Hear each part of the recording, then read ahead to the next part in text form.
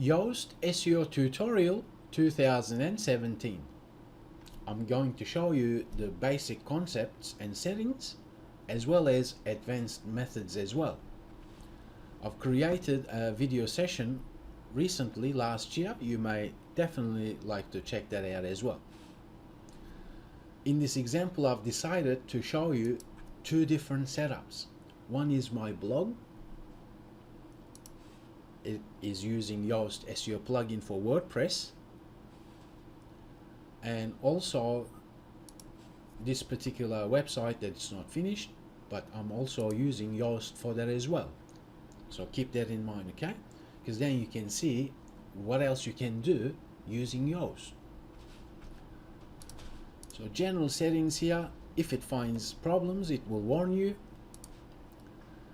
Recently in 2017, they've opened the configuration wizard whereby it will take you step by step, ask you certain questions and help you set the plugin up. Features, you can, why am I having that enabled? Probably an honest mistake. I don't like to use onpage.org or even have the admin bar menu. That means if I have that, let me check that and save it so I show you what that is all about. Let me refresh this page. Now I should have a menu link here. Where is it? Where is it?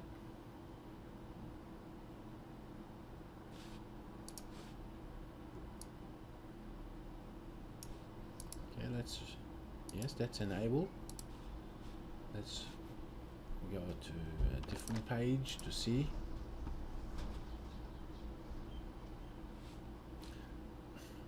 Okay, that's not showing up because I'm using a custom function to disable that. I'll show you that as well. Okay, let's minimize that. Okay, here SEO score, focus keyword, all that stuff, it's only going to waste my time and your time as well. So I actually disabled that using functions. So here it makes no difference. But I suggest that you have that disabled and you can have that enabled because it does have some useful links. Advanced settings page. You want to have that enabled because let's look at a sample post. Let's edit that. Each post or page that you create, or categories and all that stuff, you'll have Yoast SEO meta box here. And if you're not seeing that, then go to screen options and make sure Yoast SEO checkbox is checked. And ideally, what you want is you want to edit the title and the description. Title should reflect the page content, obviously, and meta description should also reflect the page content, as well as you using keywords and synonyms. Furthermore, you need to think of the Google searcher searching for that page, and you want to, let's search Google. Here,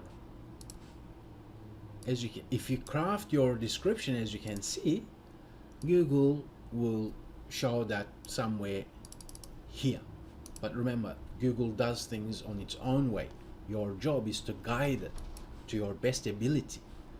So therefore, make sure the title and description describes the page and is also unique for your blog posts and also for your pages.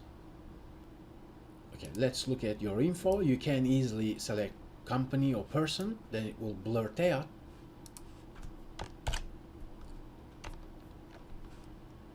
certain information for you automatically, depending on if you're a person or a company. If you're a small business owner, obviously you're then company name, company logo. If you're a person, just your name, and so on. So you have those options there. Webmaster Tools, you can grab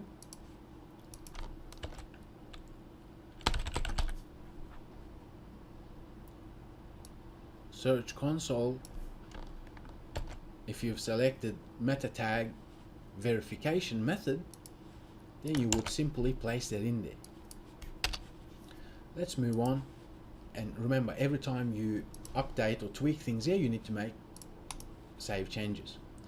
Advanced part of Yoast SEO, I have that disabled, but you can have it enabled. That will allow authors, contributors or editors and so on to be able to modify this setting here, which is rather drastic, because no index basically means to Google, you know what, Google, that URL, I don't want it in your index.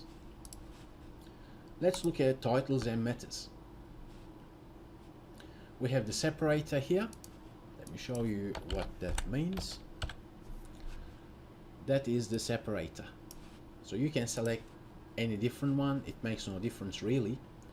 Readability analysis, keyword analysis, disable that and move on, because you'll only waste your time and you're not going to get Google ranking results the way that you deserve. If you want to get the results that your website deserves, check out the videos that I've created for that.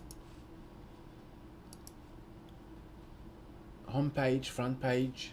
If you're using static pages for your front page or blog post page, you can edit things right from here. And settings in the dashboard are under settings, under readings, and you can select static pages or edit them here using these links here. Okay, post types, as you can see, this is my blog. Now let me show you titles and metas coming from a different site that I'm working on, and you see what I've placed here. That is the description. But in either option, these are just templates. That means if you end up forgetting to put the title and description for your pages or posts, then it will take things from here, like whatever settings you place in here. Posts obviously must always be indexed, and pages as well. Media, you can have it indexed, no index, it makes no difference, because Google will see the images on the page anyway.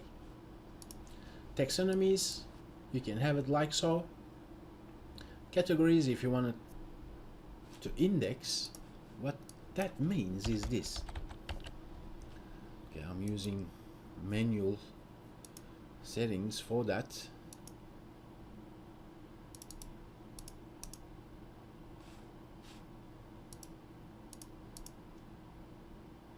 Okay, I'm not using the Yoast settings for that.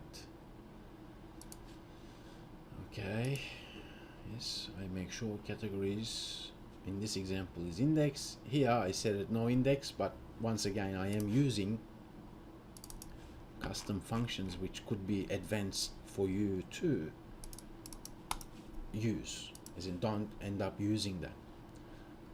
Tags really are not original pages. I'll show you an example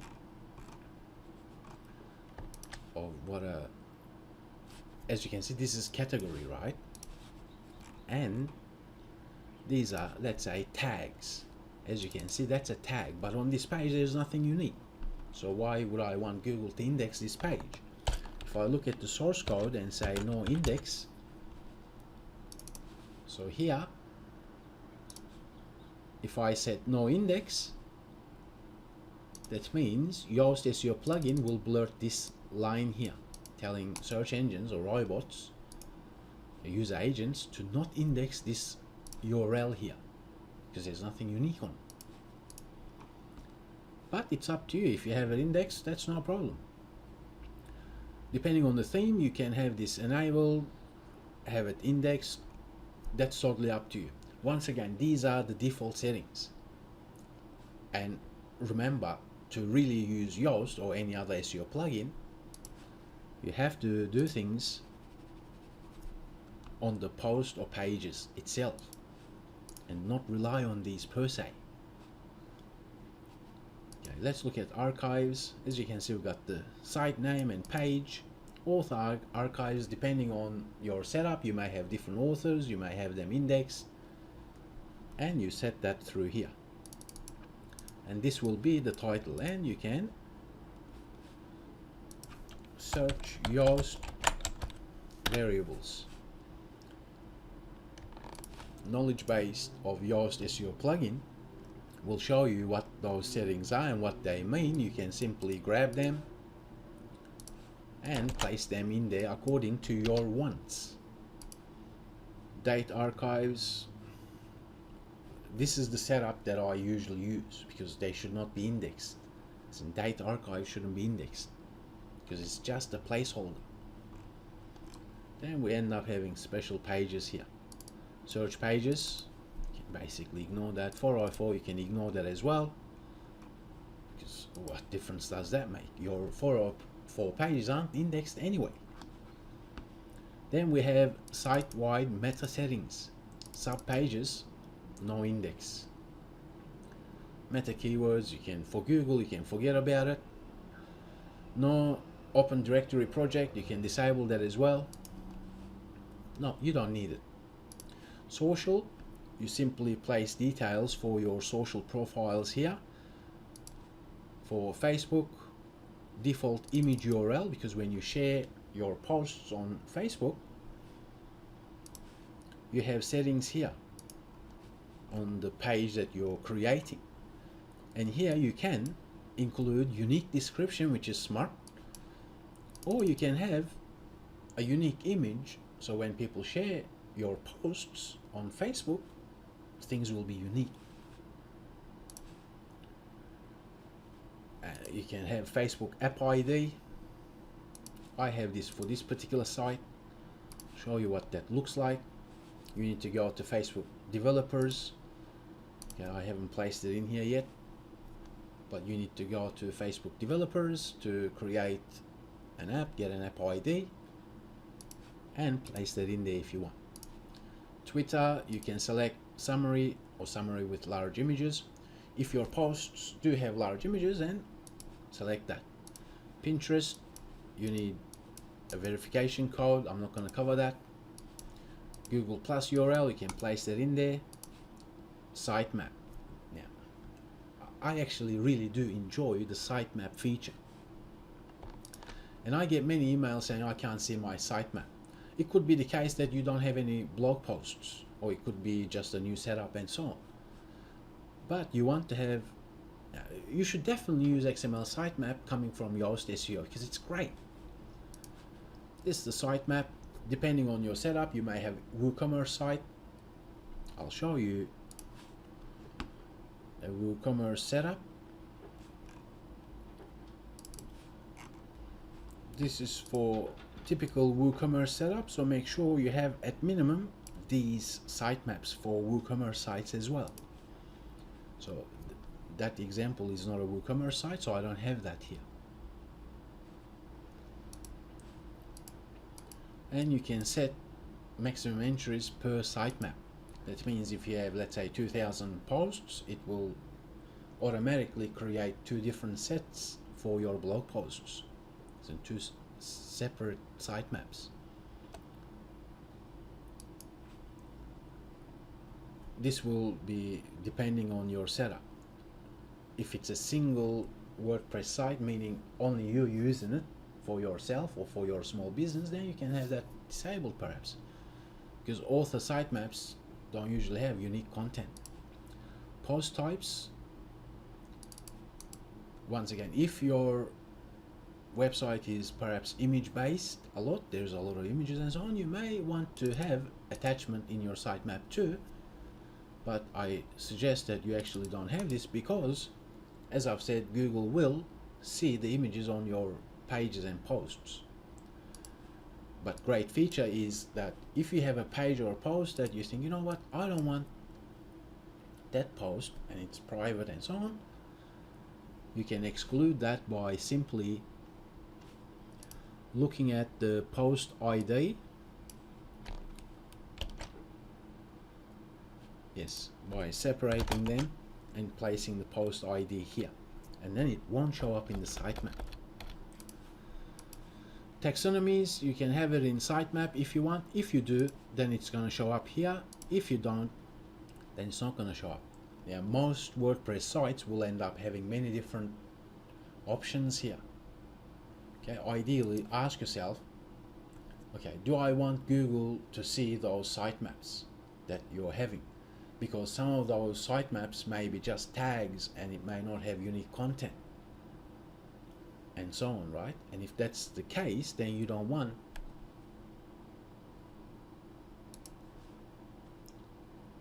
Yoast SEO plugin to generate sitemaps for parts of your site that are not unique, such as testimonials, portfolios, and so on. Let's look at advanced option, breadcrumbs. If you were to enable this, then you need to definitely read the knowledge base because you may break your site. I tend to have it disabled because you can, if you really want to use breadcrumbs, I actually suggest that you don't use Yoast settings for that. Instead, create your own version of breadcrumbs. Most themes have that by default anyway. Permalinks are absolutely critical for you not to modify here using Yoast SEO plugin unless you know exactly what you're doing. What I can share with you is the fact that redirect attachment URLs to parent post URL doesn't make any sense. No redirect. Clean up permalinks. Stop words in slugs. You want to keep them. Remove the reply to com variable. You can set the plugin to remove that for you. That's no problems. It's not going to make that much of a difference because Google already knows that anyway, because it has a sample data of millions of different URLs that may have question mark reply to com in the URL. So you can let the plugin remove that for you. That's not bad. Redirect ugly URLs to clean permalinks. Not recommended in many cases, and this option shouldn't be here anyway. No redirect, because if you tweak anything here and get things wrong, that means if you have a website, let's say 10,000 different URLs, and you end up playing with things here, then Google may all of a sudden de-index every single URL of that 10,000 as well, because when you change this, you're changing the permalinks. Permalinks are what is here. So I'll actually show you the difference here so you actually understand what that is. Here I'm keeping that keyword category. Let me remove it and save changes and see what happens.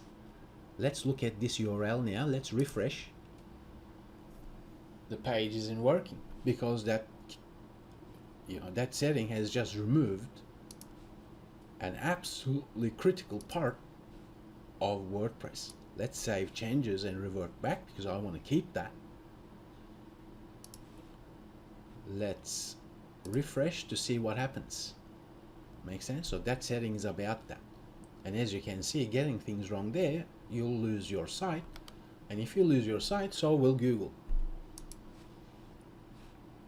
RSS, yes, RSS feed. If you want to tweak things here, you can read more about it. I'm not going to cover that. So let's move on to tools. Here we have bulk editor, which could be of help to you if you think, you know what, I've made huge changes and here I want to make bulk edits. So you can do that here. File editor, you need to be absolutely careful here because once again, playing around with settings here, you may actually lose your site. If you visit Rank Your Blog, I do have sample robots.txt file for WordPress. But if you don't have anything here, it will default. So you don't really have to tweak things here, but nonetheless, this plugin allows you to do so. Once again, you must make backups or else, word of warning, you'll lose your site if you get things wrong here. Search console, let's press on that to see where it takes us. It's saying, okay, you know what, do you want to authenticate Search Console? That's totally up to you. I'm not going to cover that. You can read the knowledge base of Yoast website. Where are we? Let's close that. Okay. And premium. Yoast SEO plugin does have premium options for you as well, so you may like to check that out. I'll show you advanced tips and tricks here for using Yoast. You may have a large website that you're building and you think, you know what, I want to tap into the meta description, for example, and tweak that using functions. Then if that was the case, on your WordPress site you'll have a file called functions.php. I'm showing you my local copy, but you can press on appearance, press on editor, and here you have functions.php. Some themes don't allow you to modify this from the dashboard. If that's the case, you have to log into your web hosting account and locate that file. But in either case, you must make backups. Here I'll show you how I hooked into WordPress SEO, which is the Yoast plugin. Okay, they are custom functions. Even these functions can be found on my blog. Let's look at description. Okay, that's where it is. Let me show you this here. Okay, you can filter into WP SEO underscore meta disc, that is a description, and change your description by using a function. In this example, it's gonna take the description, but also in this sample example, I've created 7-8 different sets of words. So therefore now, let's take a look at a sample page so that I show you what that is all about.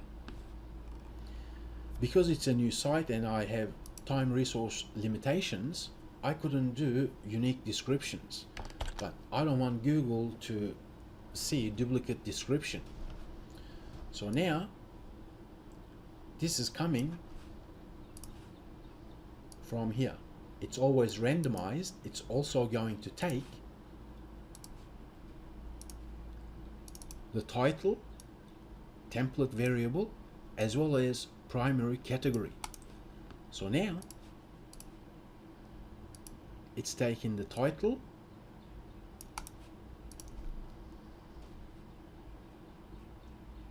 okay, let me go back and I'll show you exactly what's going on there. That's a page and that's a blog post.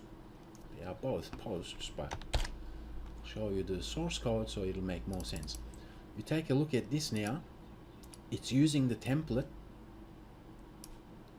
coming from here, highlights, and it takes the title, and then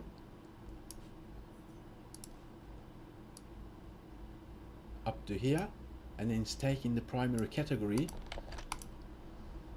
that post is in. In this example, it's in this category, and then it blurts out things coming from this randomized function that I've created. So therefore now, not only does this description describe the page to a degree, but it is not duplicate. So advanced method as to you can use template variables, and not only can you hook into the description, but you can also hook into the titles. Title, filter into WordPress Yoast SEO title, and then do different things with it.